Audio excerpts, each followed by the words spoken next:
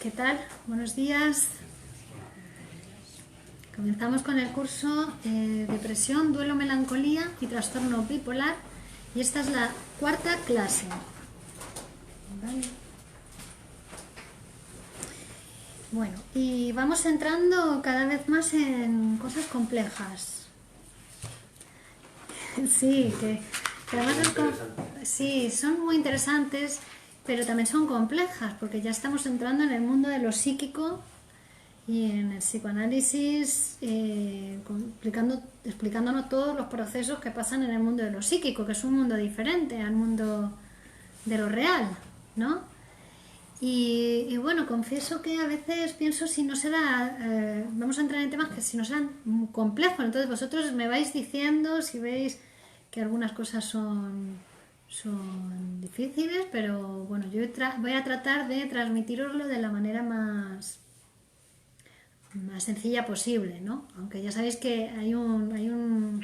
Hola Paqui, hay una anécdota de que cuando Einstein explicaba la teoría de la relatividad, ¿no? Y había los alumnos que decían, no entendemos, y entonces él se la volvía a explicar. No entendemos, seguimos sin entender, la volvía a explicar. Pues nada, que seguimos sin, no entendemos nada, la volví a explicar. Y cuando por fin dijeron, ahora lo entendemos, dijo, vale, pero ya no es la teoría de la relatividad. Bueno, que sin perder lo que es el psicoanálisis, que intentemos, ¿no? Bueno, pues poder acercarnos a estos conocimientos nuevos. ¿Vale? También, como siempre, decir que no se trata de comparar con algo conocido, porque ahí perdemos la novedad, sino más bien que somos nosotros los que nos tenemos que transformar para poder acercarnos a la ciencia psicoanalítica. ¿Vale? Más allá de esto, pues hay personas que también han venido a este curso porque padecen depresión o porque la han padecido, porque se sienten deprimidos o porque están buscando un tratamiento adecuado para lo que les pasa. O sea, que también que la dificultad es máxima a la hora de realizar este curso porque está los que quieren saber científicamente acerca de lo que pasa en estas enfermedades y cómo tratarlas o cómo curarlas o cómo aplicar un tratamiento adecuado, y luego están las personas que las están padeciendo. Pero el psicoanálisis es igual para todo el mundo en el sentido, el conocimiento psicoanalítico, en el sentido de que se lo da a todo el mundo porque esos procesos pasan en todo el mundo. Es decir, que quien no ha estado triste, que quien no se entristece a veces, es un sentimiento normal. ¿Quién no ha tenido una pérdida en alguna ocasión? Aunque sea pérdida de cambiar de país, o de ciudad, o de trabajo, o de coche, ¿no? Que son cosas que le pasan a todo el mundo. Entonces, bueno, que podemos hacer una lectura científica del psicoanálisis para conocerlo como ciencia, y también podemos hacer una lectura aproximativa del psicoanálisis como instrumento terapéutico para aplicarlo en cada uno de vosotros, ¿no? Para conocer cómo funcionan estos procesos en uno y aplicar el psicoanálisis en uno. Eso ya sería un tratamiento psicoanalítico, ¿no? Que no es el curso, ¿no? Que son cosas diferentes, ya hacer un psicoanálisis uno y ver cómo mirarse, digamos, en el espejo del análisis. Pero bueno, vamos a combinando ambas cosas, y también si alguno tenéis pues preguntas personales o cuestiones personales, pues las vamos hablando o me las decís después de la clase y vamos viendo. Entonces, habíamos visto hasta ahora cómo la identificación es un proceso importante en la melancolía, ¿no?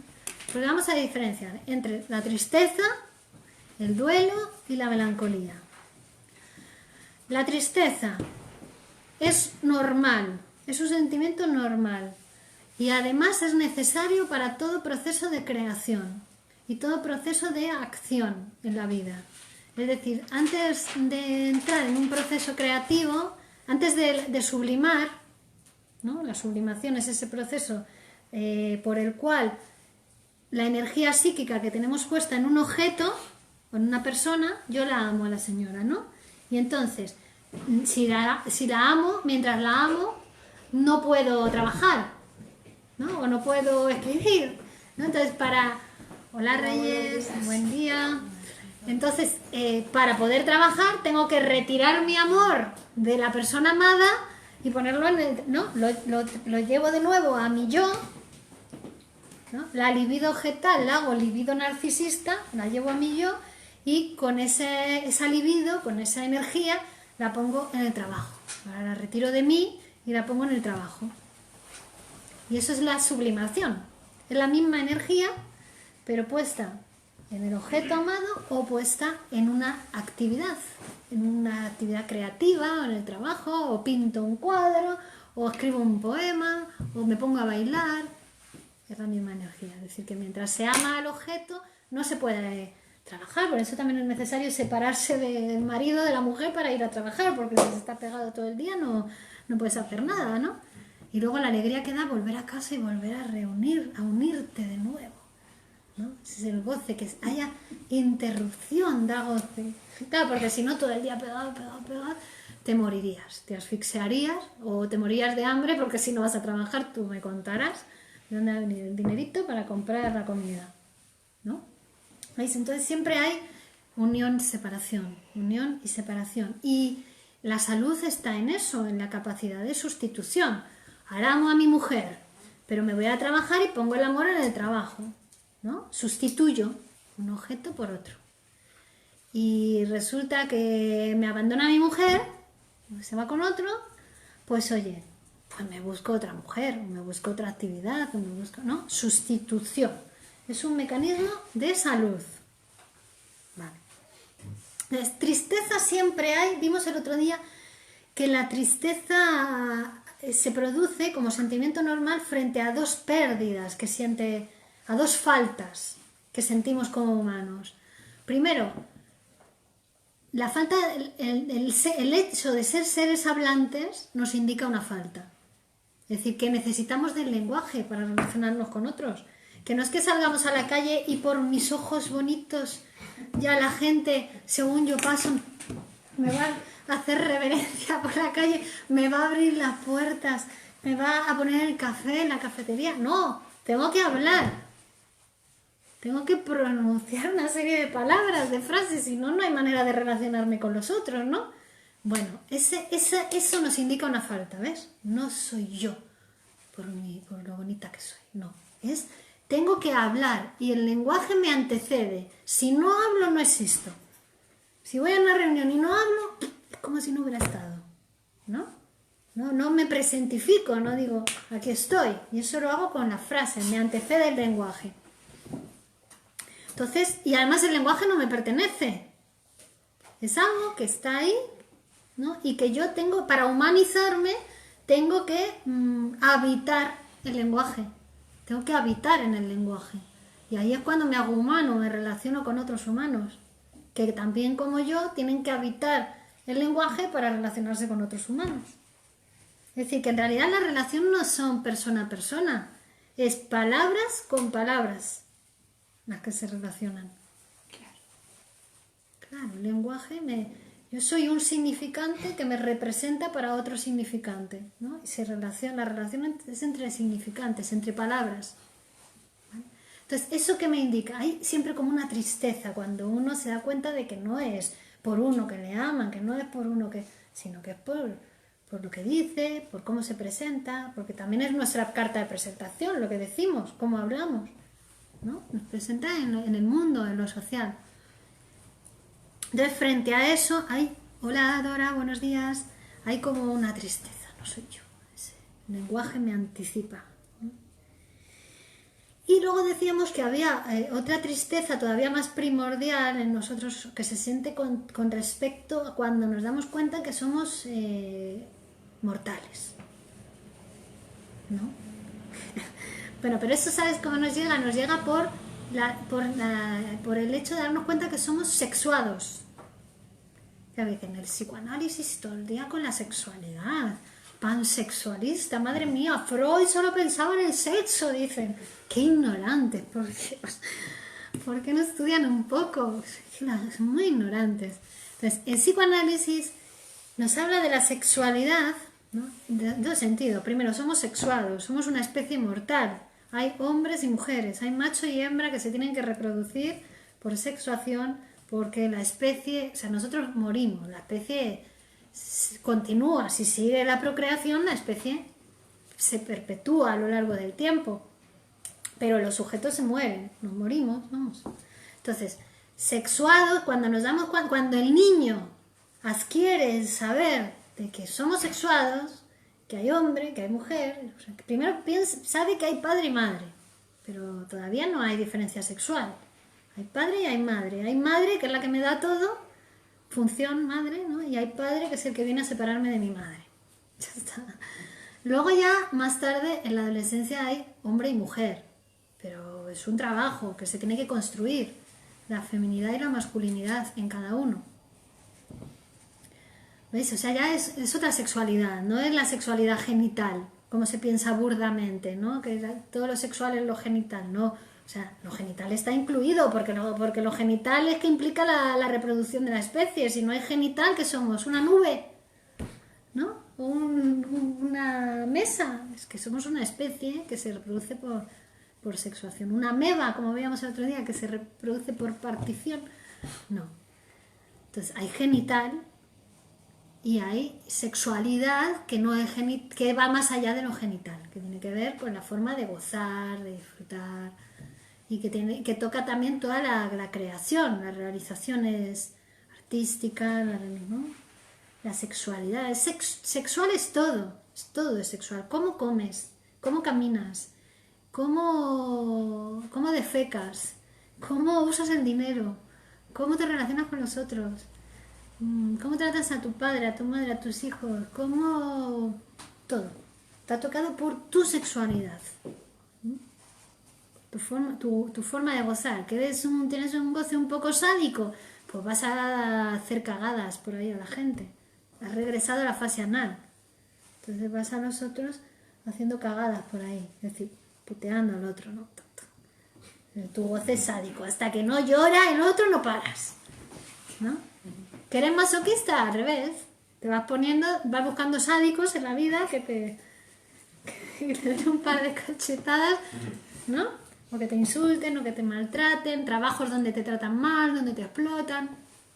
¿Veis? Está tocado por tu sexualidad. Todo lo que te pasa, todo lo que nos pasa, está tocado por nuestra sexualidad. Si no, no nos pasaría, le pasaría a otro.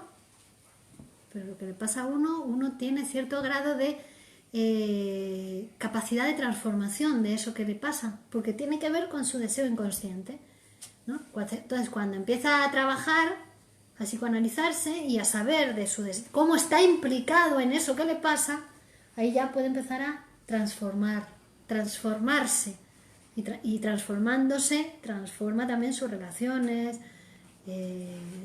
sus actos, ¿no? Va transformando su vida, transformándose uno, ¿no? Su realidad psíquica.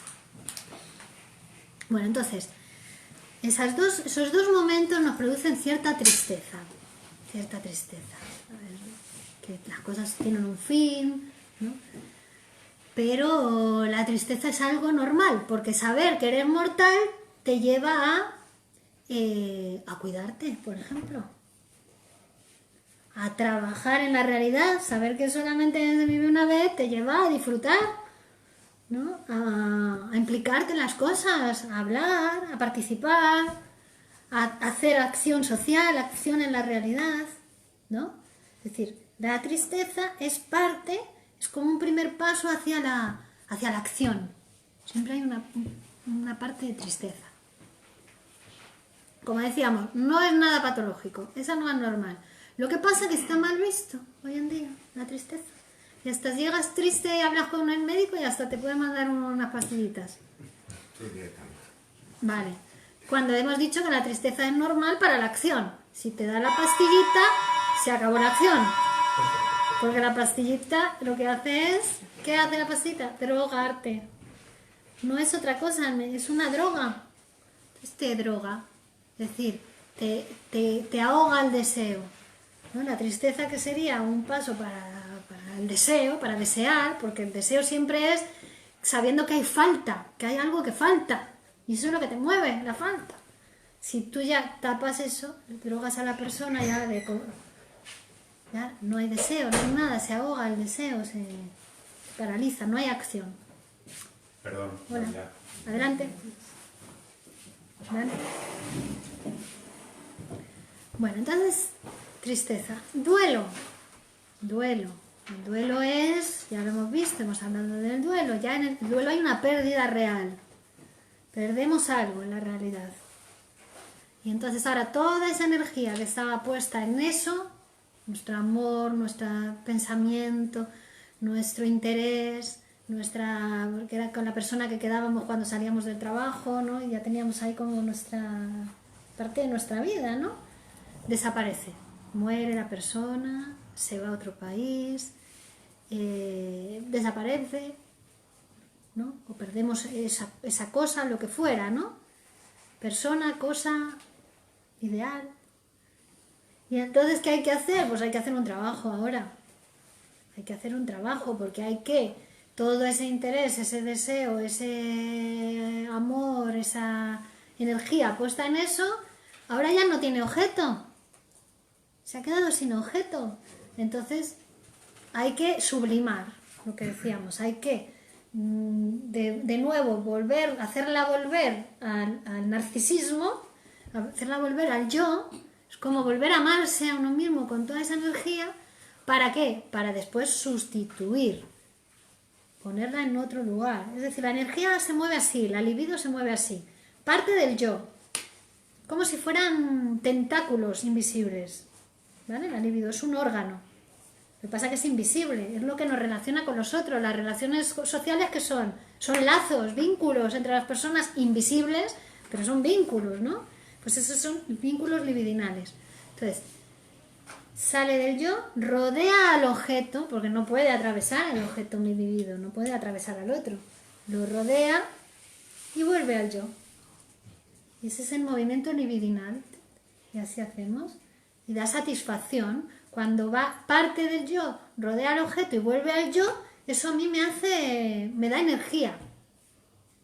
Relacionarse con otras personas, con otros objetos, con otras actividades que no es uno, sacar esta energía fuera de uno, da energía. Cuando vuelve, cuando rebota, da energía al yo. ¿Vale? Sin embargo, ¿qué pasa en el melancólico? A ver, que aquí la cosa se complejiza. Porque el melancólico no se sabe muy bien por qué, por una tendencia patológica, morbosa, por una represión que hizo. Bueno, pues el melancólico lo que sucede es que no puede sustituir. Es decir, esa energía que tenía puesta en lo que ha desaparecido, que en la melancolía es algo mucho más inconsciente, no es tan real o tan consciente como en el duelo, sino que es más inconsciente, es decir, no sabe muy bien lo que ha perdido a veces el melancólico.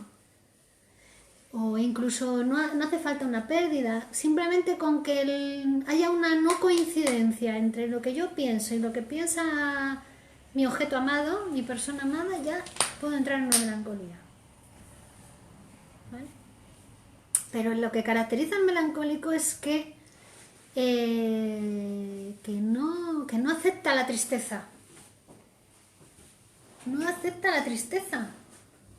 Esa tristeza normal que decíamos que es previa a todo proceso de sublimación. El melancólico no. Entonces, como no acepta esa tristeza, cae en la melancolía.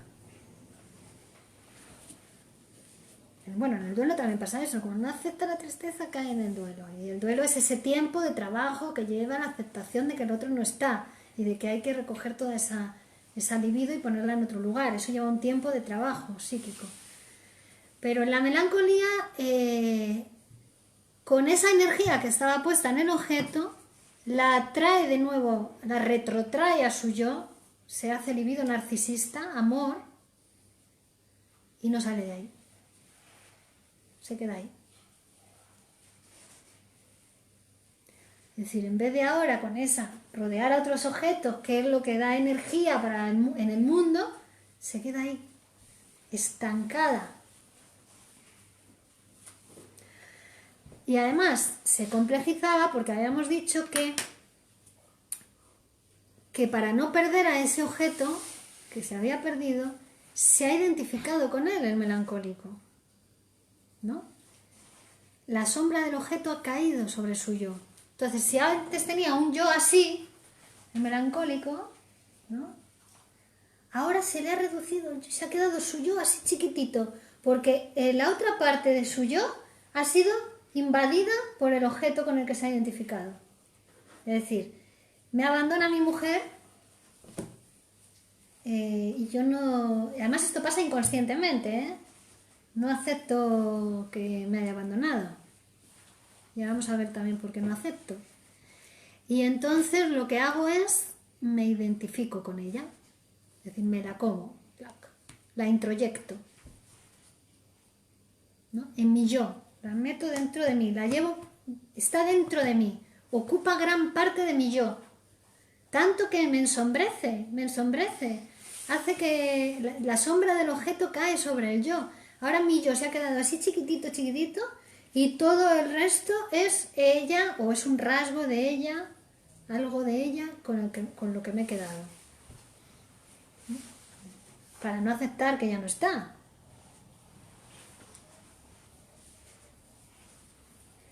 Y todo mi amor, ahora, ¿dónde se queda?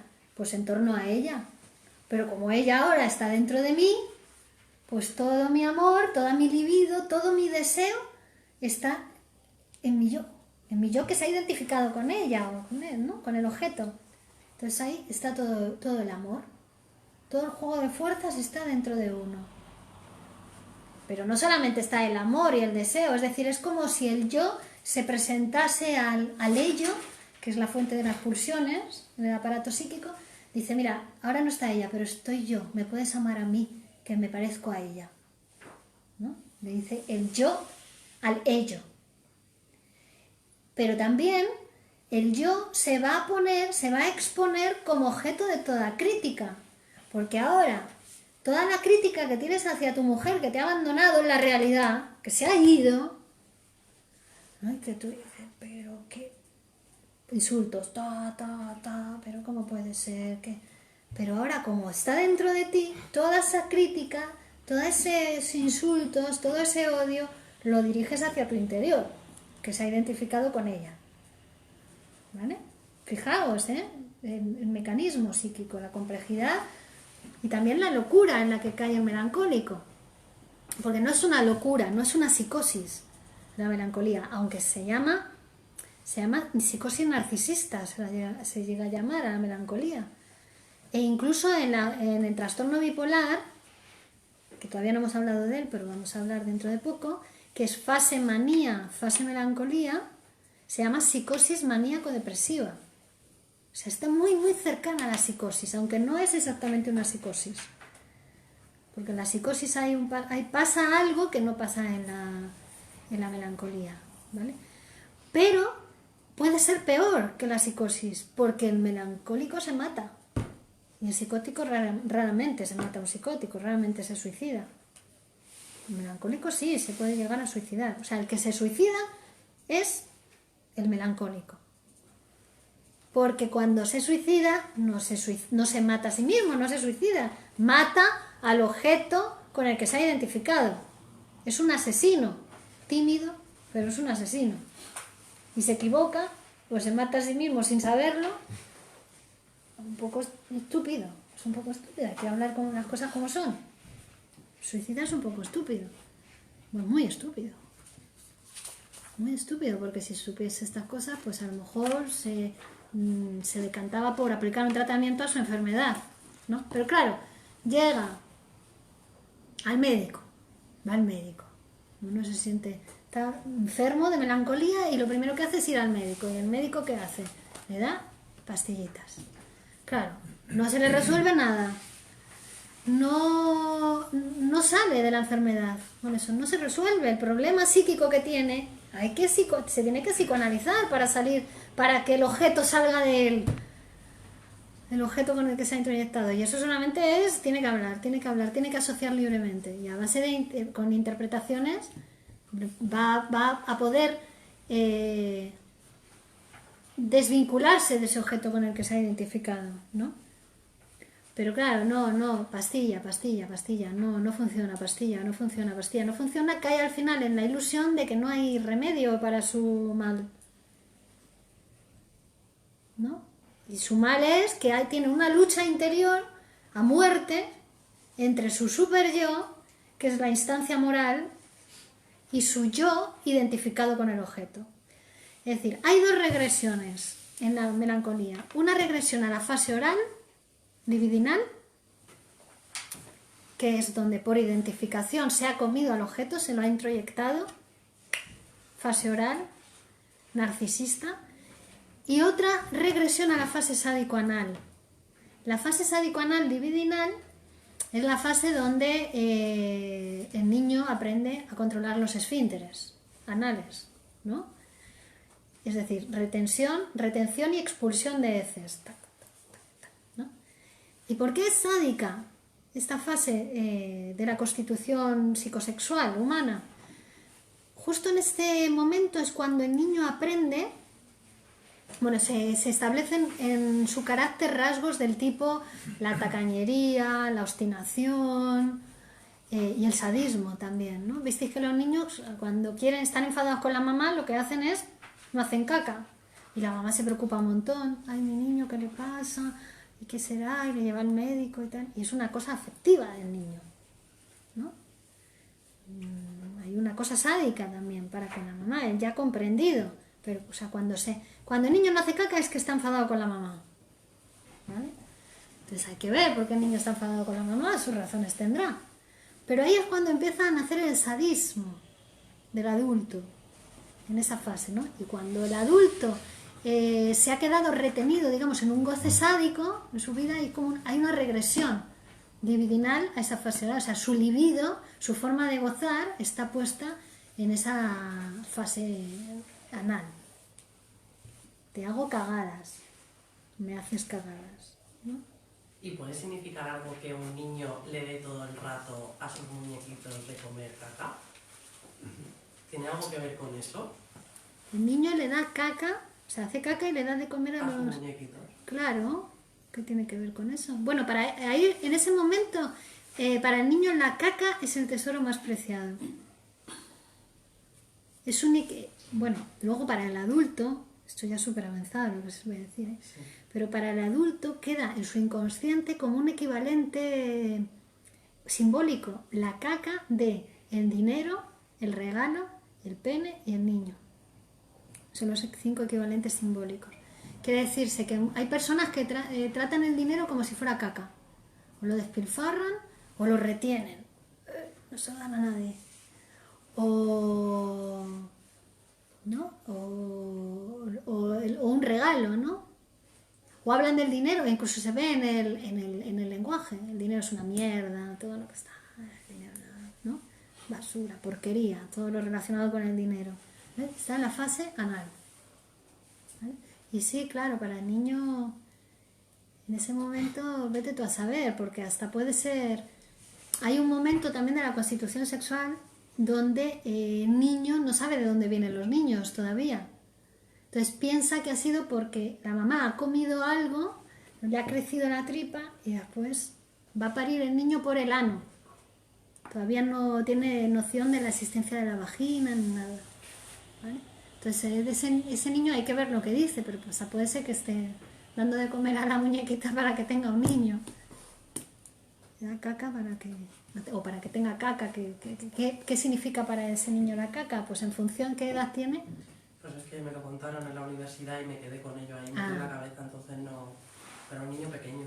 Sí. Y hacía eso. Claro, sí. Me metía en el cuarto y le daba de comer. Todavía no ha desarrollado también el dique de la repugnancia, que es un dique... son los diques incestuosos, ¿no? Diques para impedir, que son la moral, la repugnancia y la vergüenza. Pero eso se construye en una determinada etapa del desarrollo. El niño no tiene vergüenza, no tiene moral, no tiene repugnancia todavía al principio, ¿no?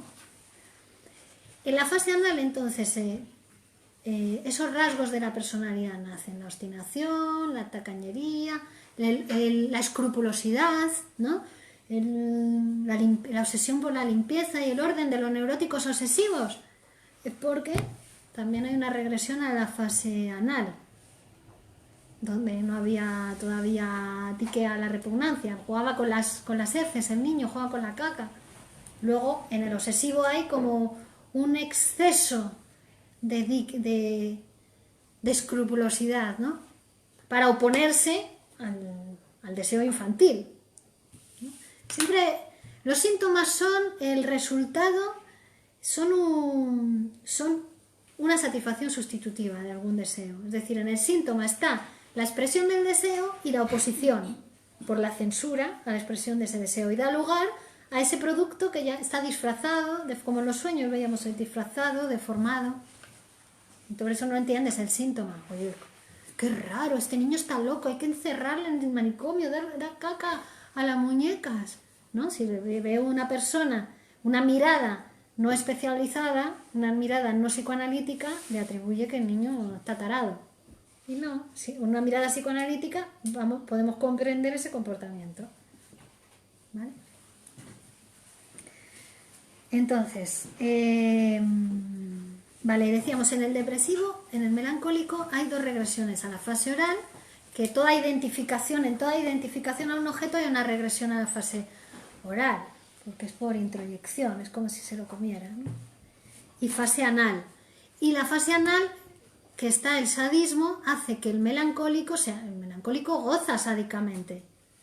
Lo que pasa es que goza sádicamente atacando, insultando, maltratando al objeto perdido con el que se ha identificado. Entonces, por eso decíamos, lo que diferencia la melancolía del duelo es que en la melancolía hay autoflagelación, autocastigo. Qué tonto soy un imbécil, no sirvo para nada, no sé cómo puedes estar a mi lado, no sé cómo me puedes seguir queriendo con lo poco que valgo. Pero no esa es la apariencia es que uno se lo dice a sí mismo, pero no se lo dice a sí mismo, se lo dice al objeto amoroso que lo ha abandonado y con el que se ha identificado.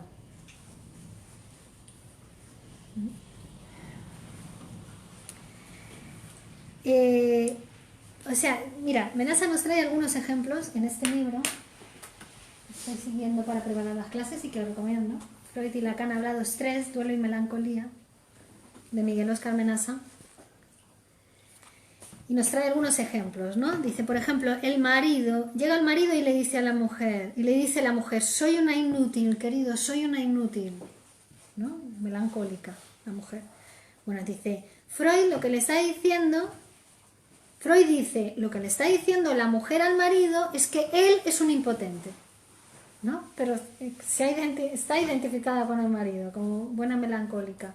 Y dice, yo soy una imbécil, pero quiere decir, tú eres un impotente, ¿no? No se lo dice al objeto, se lo dice a ella porque se ha identificado en algo con el objeto, ¿no? O, ¿no? Si cuando llegáis a casa vuestras parejas os dicen, qué tonto soy, uy, qué tonta soy, se está diciendo, qué tonto eres. ¿Vale? Ustedes inmediatamente se lo toman como que les está diciendo que ustedes son tontos. ¿Vale? Llega el paciente y le dice, soy un hijo de puta, al psicoanalista, lo que está diciendo es que usted es un hijo de puta. ¿Vale? O sea, los reproches, digamos... Los autorreproches. Sí, los reproches a otra persona, ¿qué quiere decir eso? Entonces, que tú no... No, los autorreproches que uno se hace, lo que están velando, están escondiendo, es un reproche al otro. Pero está en forma de autorreproche porque se ha identificado con él.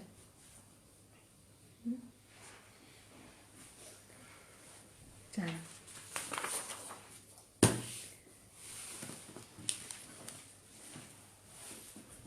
Eso es complicado. Complicado, ¿no? Porque...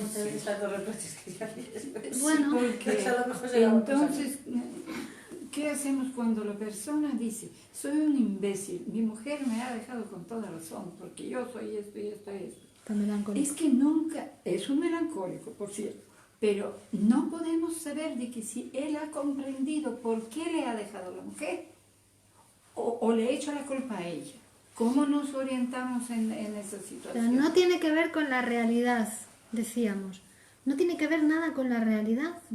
No tiene que ver nada. Que puede ser el hombre más maravilloso del mundo y decir, soy un imbécil, un hijo de puta, soy el culpable, y ser la persona más maravillosa del mundo, el mejor marido del mundo. No tiene que ver con la realidad, tiene que ver con su realidad psíquica, con el mecanismo que ha aplicado él para no darse cuenta de que la otra se ha ido, que las cosas no duran para siempre, que tienen un límite. Entonces, por no aceptar la tristeza normal de, mira, se ha ido mi mujer, pues ya está, pues es así la vida, me ha dejado, se ha ido. A ver, ¿qué hago yo ahora? Tengo que rehacer mi vida para no aceptar esa tristeza. Las cosas no duran para siempre. Por ejemplo, eso sería una frase, ¿no? Ya una elaboración súper ya elaborada, es decir, pensar uno, en vez de caer en la melancolía, pensar, pues mira, la vida es así. Resulta que las cosas no duran para siempre. Fijaos, pero claro, eso normalmente lleva varias sesiones de análisis, llegar a esa frase frente a una pérdida normalmente, ¿no? O sea que no tiene que ver con la realidad, tiene que ver con cómo uno se posiciona frente a esa realidad. ¿Qué es lo que hace con ella? Y en función de la respuesta que dé, en función cómo haga, se enferma o no se enferma. Al contrario, se enferma o hace otra cosa en la realidad, utiliza eso para hacer una actividad productiva en la realidad material.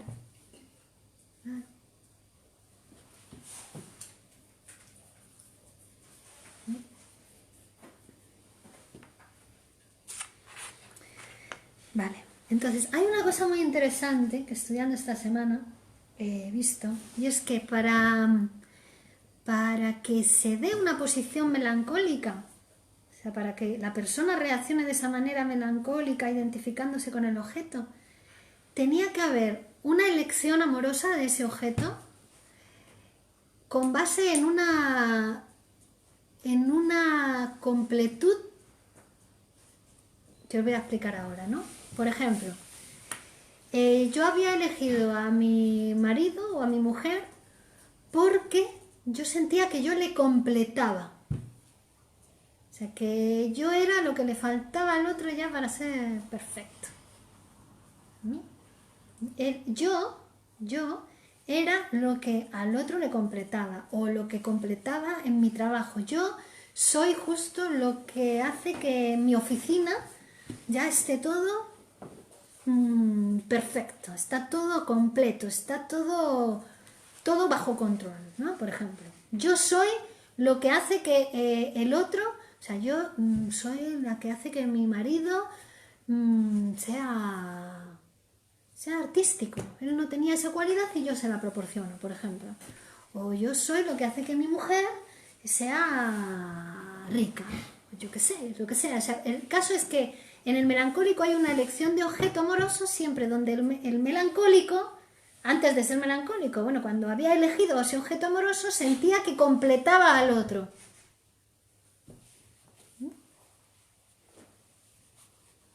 Y entonces, claro, cuando pierde al objeto amoroso, fijaos el problema que le produce, ¿no? Si yo era lo que completaba al otro y ahora ya no está el otro, ¿a quién completo? claro. ¿Qué pasa ahora, no? Pues no está. El otro ya no está. Claro, el otro ya no está. ¿Qué hago? Entonces ¿qué hace el melancólico?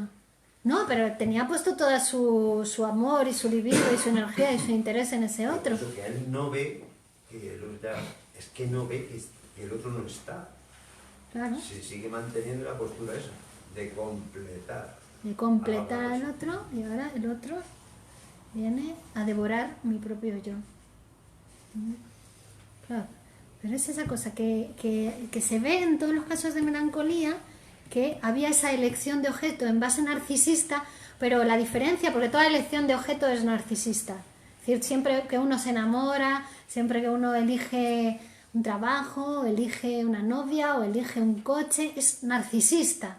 En el sentido de que elige algo que te recuerde a ti, o que te recuerde a lo que fuiste, o que te recuerda lo que quieres ser.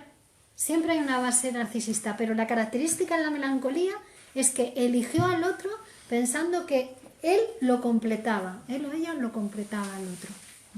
Y si es al revés, que tú piensas que la otra persona te ha aportado a ti una estabilidad. No lo sé, no sé. Lo que he descubierto en esta semana estudiando el tema es que en la melancolía se da esa peculiaridad. Que quizás sea lo que genera esa predisposición morbosa o patológica a la melancolía, ese tipo de identificación con el objeto. Porque dice, todas las identificaciones son narcisistas, es decir, siempre es... todas las elecciones de objeto tienen base narcisista o anaclítica. O por eso que os he dicho, me recuerda a lo que era, o me viene a completar, o lo que quiero ser en el futuro, o anaclítica, es decir, me recuerda al padre protector o a la madre nutriz. ¿No? Esas formas de elección de objeto. En la melancolía, ¿qué pasa? Que se pasa, como el objeto que había sido elegido se pierde, se pasa de una elección de objeto a una identificación con el objeto. ¿Vale? Que son las dos formas de relacionarse con el objeto. O lo elegimos como objeto amoroso o nos identificamos con él. Que es como hacía el niño, como las primeras relaciones objetales del niño con sus padres.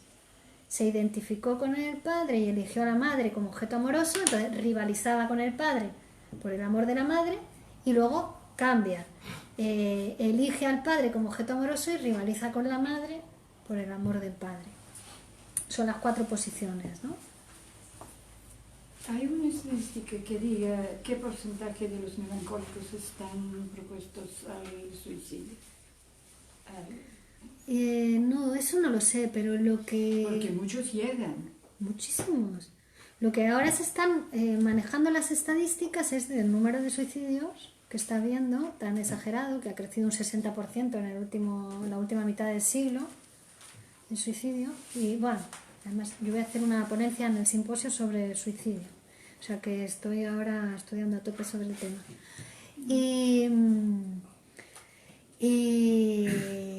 Y claro, lo que sí que sabemos es que el que se suicida es el melancólico, ¿no? Porque, por ejemplo, el obsesivo está protegido contra el suicidio, está vacunado contra el suicidio. Y veis, el obsesivo, que también hay una regresión a la fase anal, como la melancolía.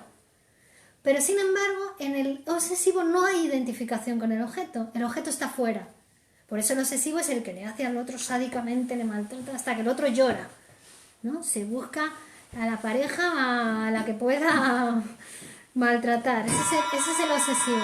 Pero como no se ha identificado con el objeto, no se suicida nunca. Maltrata al objeto afuera, pero no se maltrata a sí mismo. En el melancólico hay regresión a la fase sádica, fase anal, pero como además hay identificación con el objeto, el maltrato se lo hace en sí mismo hasta llegar a matarse. El obsesivo está vacunado total contra el suicidio. No se suicida nunca. El psicótico, muy raro que el psicótico se suicida. Está es otra película la del psicótico. Aunque también hemos dicho que la melancolía es muy próxima a la psicosis, ¿no? Que se llama psicosis narcisista, pero el psicótico no se suicida. Y la histérica, la histérica, sí se puede suicidar, pero por error.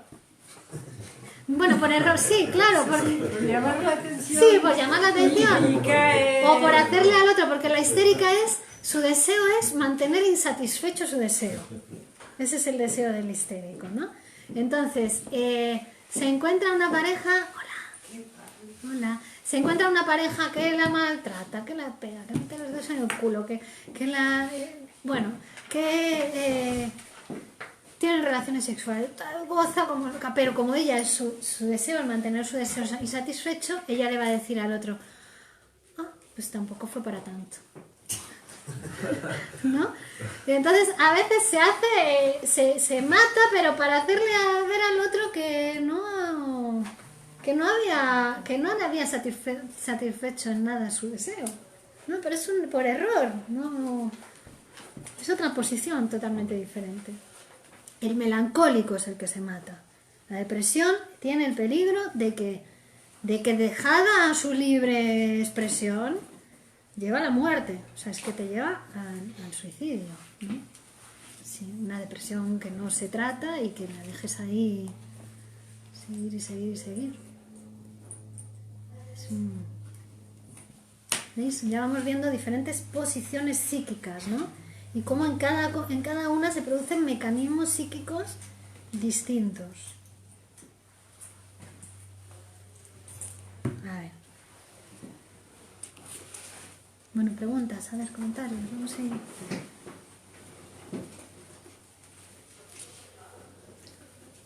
Estoy pensando de que será por la cantidad de melancólicos o de que la gente tiende a ello, que el suicidio está incluido dentro de los pecados mortales, porque haya una barrera, por lo menos para los que creen, para no hacerlo, debido a esto. Cuando te llega la idea y dices, pero no, esto es un pecado mortal. Claro, porque es un asesinato realmente, entonces, porque el suicida no se mata a sí mismo, como decíamos, mata a otro. Es un asesinato, pero tímido. En vez de matar al otro, se mata a uno. Es un poco... Más dice que es un poco burgués. La melancolía es una cosa un poco burguesa, porque en vez de ponerte, claro, en la acción, en la realidad, te deja detenido ahí en esa detención contigo mismo, todo el conflicto que tendría que ser entre el sujeto y el objeto, ¿no? Que ha desaparecido, pero digo, con el objeto, al introyectar el objeto se queda ahí todo el conflicto. Ahora es entre su super yo y su yo identificado con el objeto. Ahí está toda la película. Todo el conflicto, todo el riesgo. Pero porque eres incapaz de hacer un duelo. Entonces, Claro, todo viene por la incapacidad que tienes de hacer el duelo. de sustituir. Claro, de sustituir al herido en otra cosa. Exacto. Ahí está. Sí, digamos, porque un se poco queda la en clave. el goce ese, pero no porque no pueda, es que se queda gozando ahí. Es que hay un goce también, que es lo que es muy interesante y que me gustaría que también captarais de las enfermedades mentales, ¿no? Que hay un goce en el síntoma. Hay un sadismo, entonces. Hay un sadismo, claro, hay un goce sádico que se está satisfaciendo dándole al yo. Y también hay un goce masoquista por parte del yo, que decirle. Porque siempre son pares antitéticos. Freud siempre lo habla así, ¿no? En el sádico y en el masoquista es como... El sádico goza, pero también porque se pone en la posición del masoquista de cómo goza cuando le están dando, ¿no? Claro. Y ese goce que, digamos, en las perversiones sexuales se hace como una caricatura, se ve, ¿no? El típico que tiene que ir a que le den con el látigo para tener un orgasmo, ¿vale? Pero es que ese sadismo y ese masoquismo están también en menor medida o en determinada cantidad, o mayor o menor, depende. Hay determinadas personas que un exceso de cantidad de su sadismo o de su masoquismo le llevan a enfermar, claro está, o a tener problemas en la realidad, ¿no? Porque están en todos, son componentes también del aparato psíquico, ¿no? Hay un masoquismo. Pero entonces, ¿podemos decir que todas las personas que quieren mantener este tipo de conductas sexuales están enfermas? Bueno, es una perversión. Es una perversión, el sadismo o el masoquismo. Es otro tipo de estructura, diferente, no... ¿Ves? En la melancolía hay sadismo y hay masoquismo, pero está puesta ahí en ese goce con atacando el super yo al yo.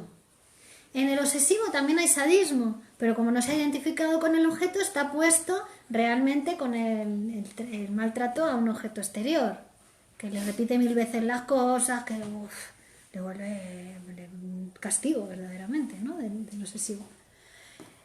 En el perverso es de otra manera, lo tiene puesto en el goce sexual, es decir, si no hay castigo, si no hay dolor, no hay erección.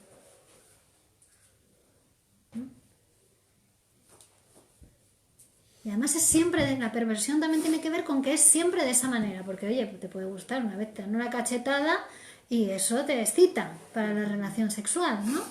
Pero no, el perverso es siempre tiene que ser de esa manera, si no, no puede tener relación sexual. Siempre tiene que hacer de perrito y que le lleven atado con una cuerda y si no, no goza. Esa es la perversión, la repetición de esa manera y si no, no... Como veis, la escucha, porque todo esto de las estructuras clínicas ¿Cómo sabemos de ello? Por lo que dice el paciente, por las frases que utiliza. El melancólico va a utilizar unas frases, ¿no? Autorreproche, yo no sirvo para nada, soy una mierda. Tal. Ahí ya, si escuchamos eso, señalan melancolía. Tratamiento, psicoanálisis. Claro. Pues veis, la escucha analítica, ir forjando una escucha psicoanalítica, permite hacer un diagnóstico diferencial entre los pacientes. ¿En función de qué? De las frases que dice. Entonces, para el médico, por ejemplo, es fundamental la escucha psicoanalítica, porque ya puede diferenciar, ¿no?, del paciente que viene en función de cómo habla. Es un melancólico, y la melancolía, como vamos a ver, siempre antecede a la producción de una enfermedad orgánica. Vamos a ver, no es que todo melancólico vaya a hacer una enfermedad orgánica, pero vemos en las enfermedades orgánicas, cuando una persona ya viene enferma, yo que sé, un cáncer, una enfermedad grave orgánica, vemos que estuvo precedida de una melancolía. Siempre es así en análisis. Desde los efectos sabemos, vamos a interpretar, vamos a averiguar, a reconstruir las causas, lo que produjo ese efecto. No que vayamos a predecir. El psicoanálisis no predice, no hace predicciones, no es adivino. Lo que va a hacer es que con el paciente que ya viene con su discurso, con su problemática, con lo que venga, vamos a reconstruir las causas que lo llevaron hasta eso. ¿Para qué? Para que se conozca, para que conozca qué es lo que le hizo enfermar y se transforme, para que no se enferme más de eso, ¿no? Es decir, no se trata solamente de curar, que también cura el psicoanálisis como un efecto secundario.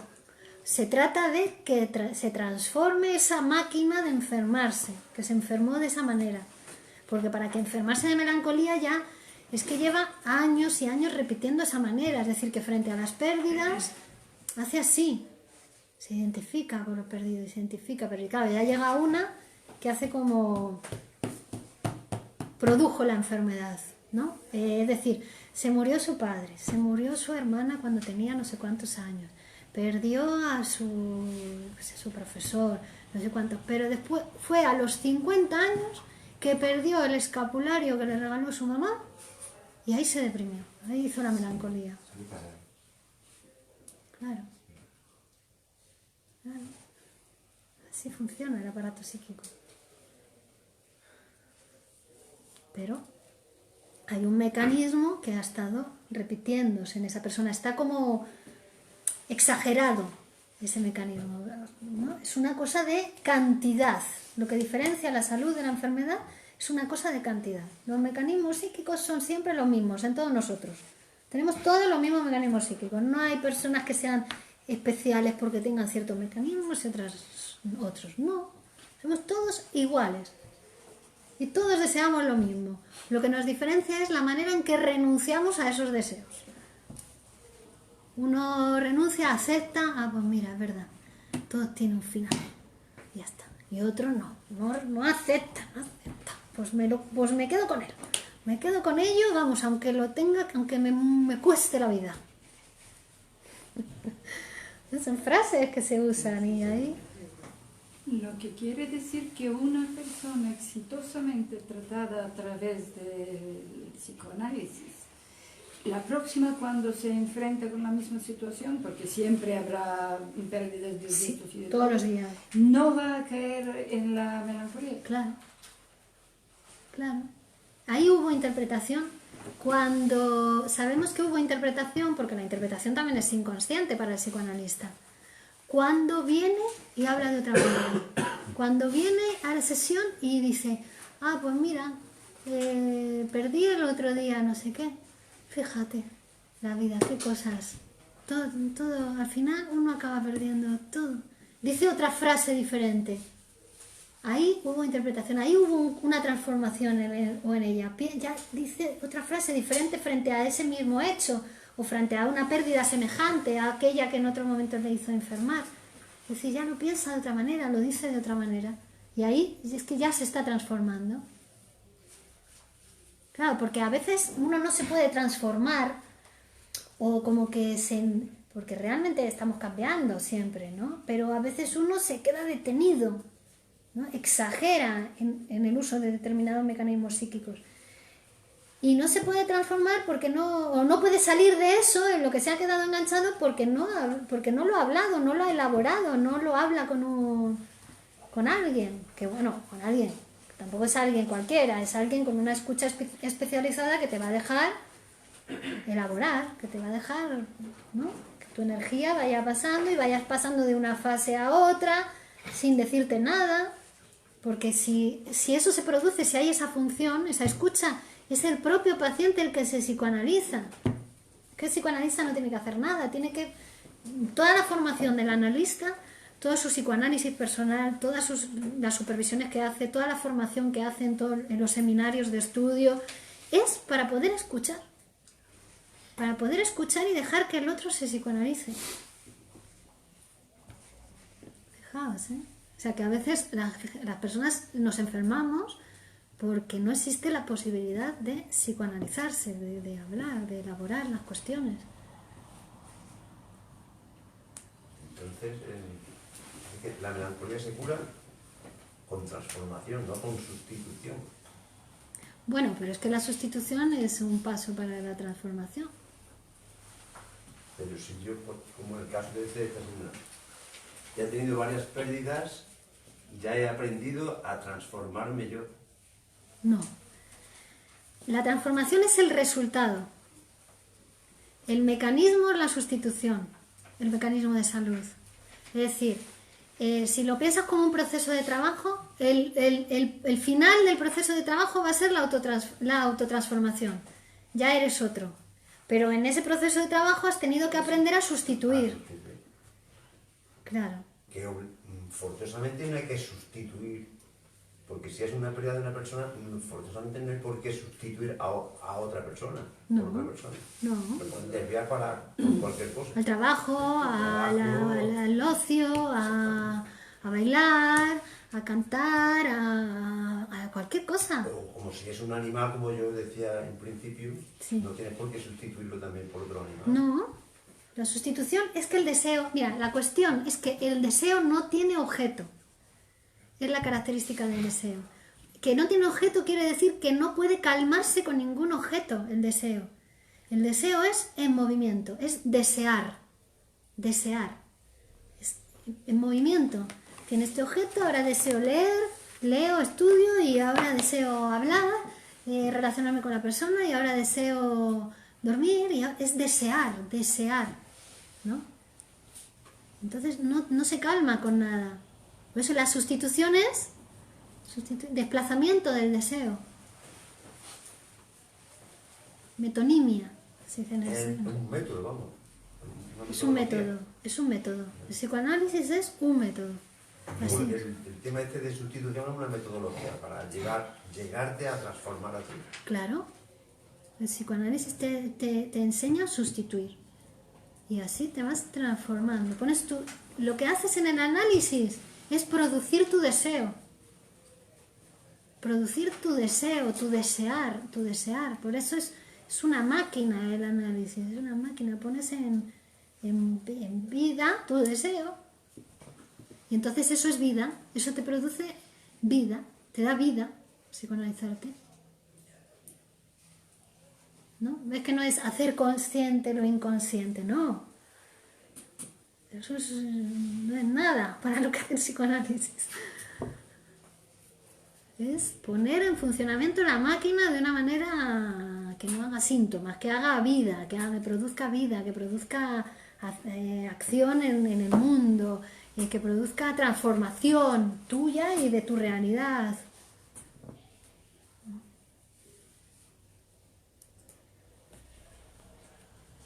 Hola Juan José, Fernando, Carmen, Héctor, Helen, Antoine, Abelardo, Tony, Gerardo, Galo, Diony, Aida, Dora, Paqui y Javi. Bueno, continuamos la próxima. Dejamos aquí por ahí.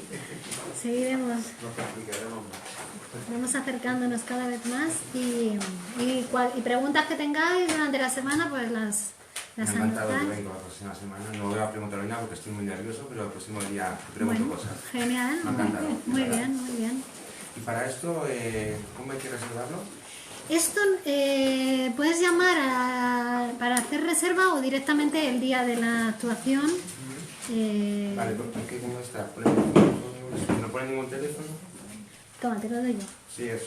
Mira, es este. Eso me interesa, me la puedes- Hombre, la verdad que si reservas bien, porque como están Mejor, dentro del sí. simposio, puede que se llene. Y prefiero decírselo a un amigo al que le gusta. Mira, pues te llamaré ahí. Pues Vale. muchísimas gracias. Pues nada.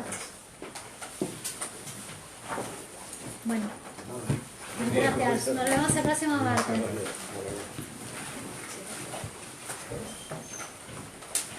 Venga, Chao, besos. Besitos. Gracias a ti, Dora. Hasta Hasta luego. luego. Chao. Continuamos el próximo martes.